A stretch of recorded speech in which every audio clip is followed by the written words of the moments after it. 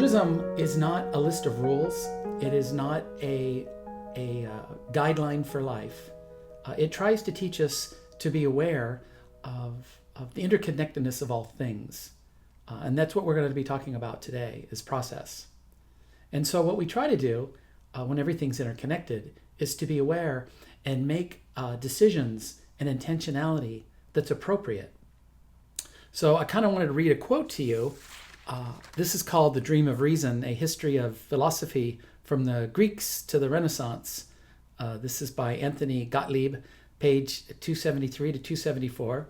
I think a lot of times in religious matters, we're looking for guidelines or rules or a set of standards we're supposed to maintain.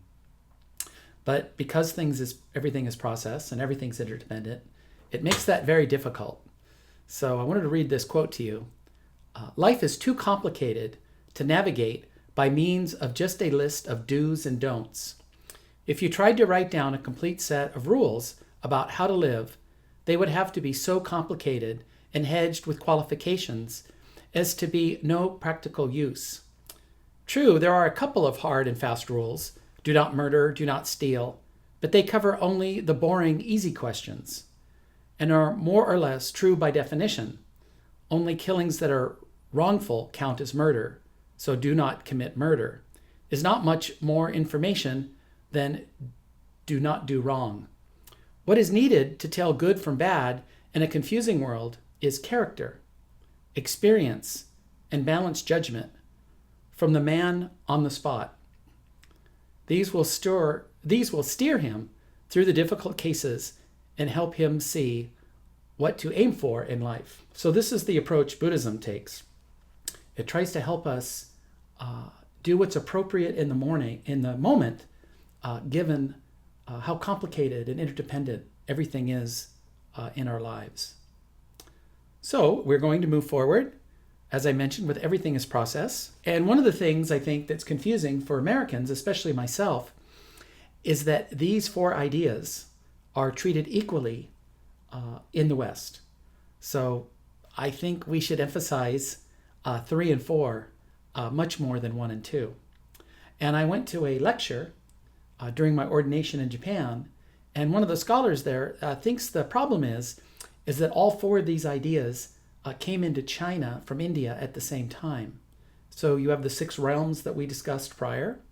You have karma, we discussed prior, and we said the Buddha really tried to put a new spin on it, something dynamic, not something fixed at birth.